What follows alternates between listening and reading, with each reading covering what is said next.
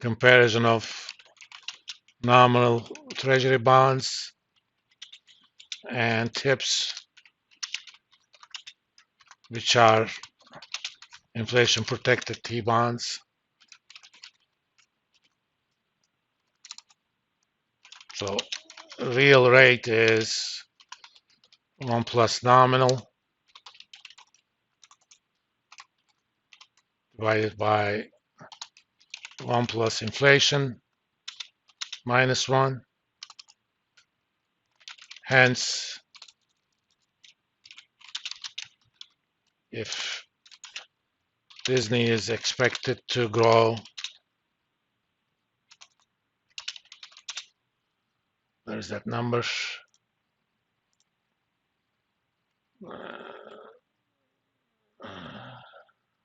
2164.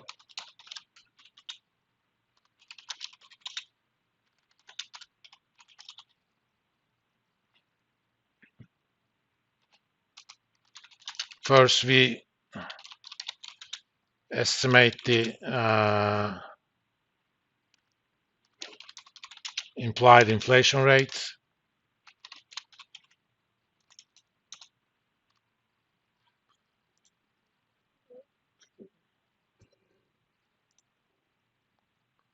Implied 5-year inflation rate.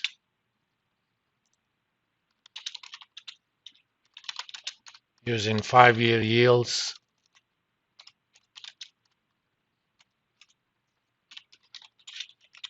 On T bonds and TIPS. T bonds, you can get it in a lot of places, but let's go to cnbc.com. Okay, searching for US 5-year.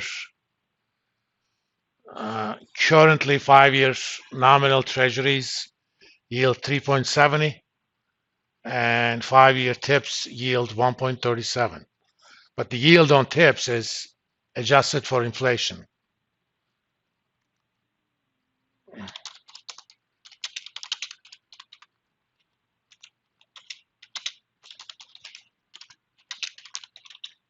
Thus, implied inflation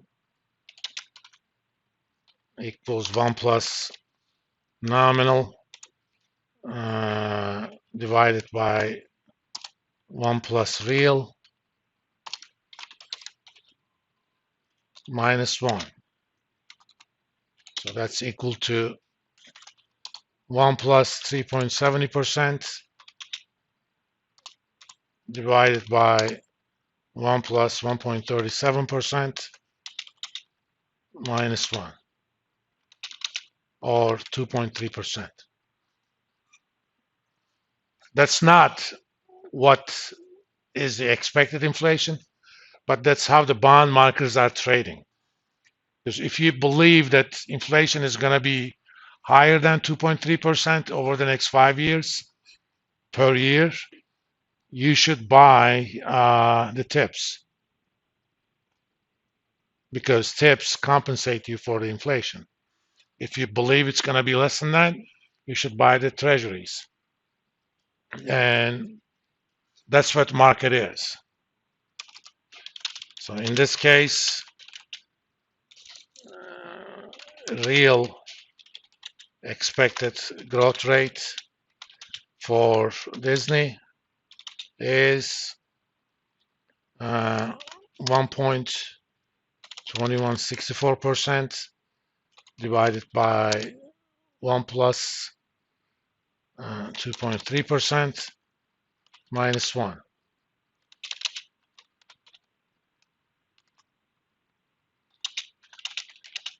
We can take the long-term growth rate as 2.5%.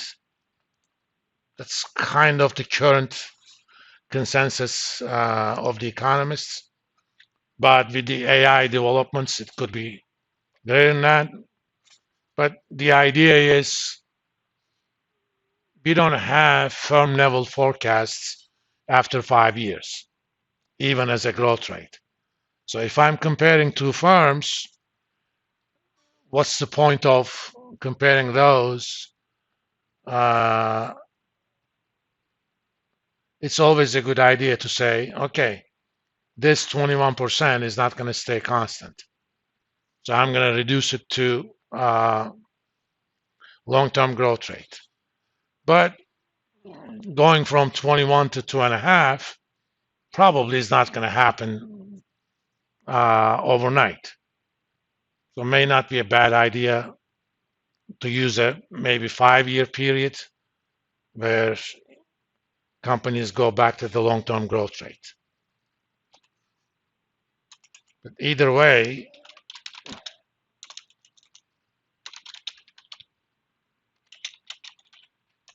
we can calculate a so-called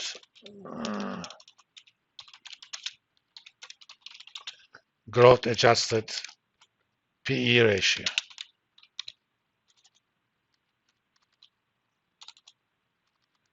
And this is pretty much the proper growth correction that you make to PE. Why? Because of the interpretation of PE. PE says it's going to take you this many years, whether it's trading or forward, if earnings were to remain at that level. Well, if I have an idea about what the growth in earnings are going to be, then I might as well project based on those growth estimates and calculate the payback period. How long it's going to take to recover your investment. I'm not necessarily suggesting you should make investment decisions based on growth adjusted PE only, but if you were to make investment decisions based on PE kind of type ratios, at least make the proper correction. And we're going to develop a simple spreadsheet for that purpose. For now, let me add here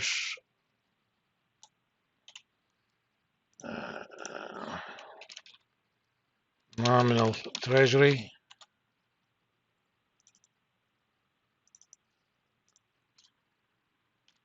Tips.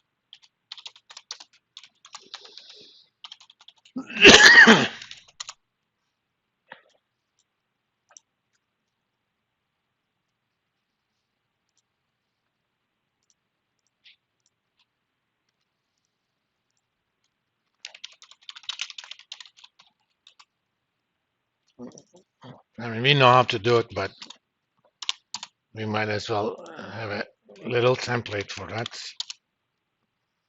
You know how much I love templates.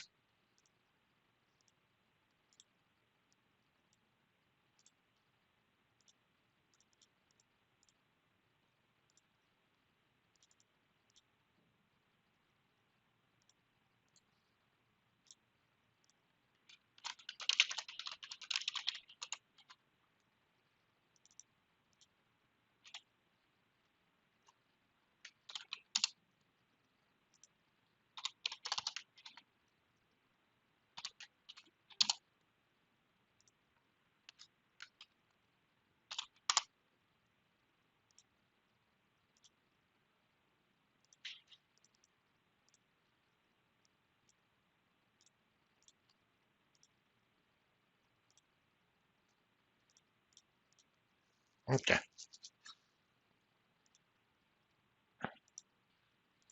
And next class, we're going to develop, I have something like that, but I want to be a little bit careful. Let's see. Let me kind of show you.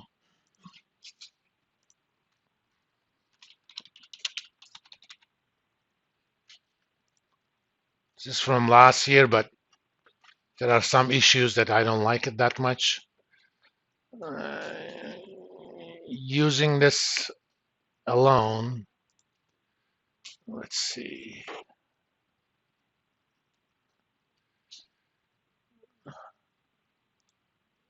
Don't take this as the number, but current price for whatchamacall, Netflix. Next earnings are, what happened to my, oh,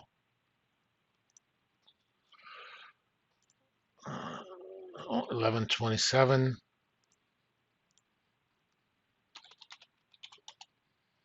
Expected 5-year growth is, I'm going to do the nominal terms, but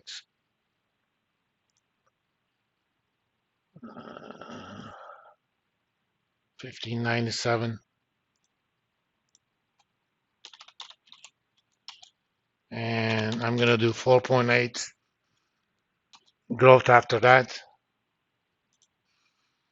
This assumes that after 5 years, growth rate is going to go down to 5%. Okay. So growth adjusted PE is 1383. This uses a nice little application of the VLOOKUP using approximate match. But for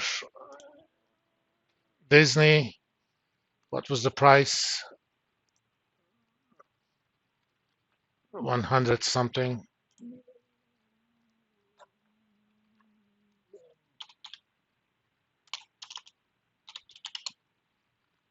Next year's earnings, 2410.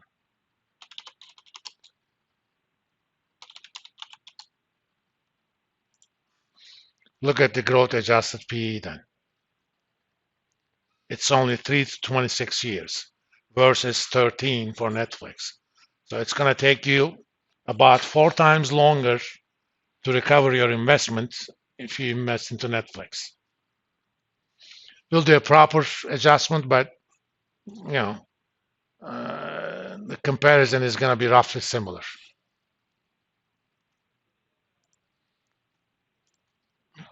So next class, first half, we'll develop that spreadsheet. And after that, we'll make decisions based on that.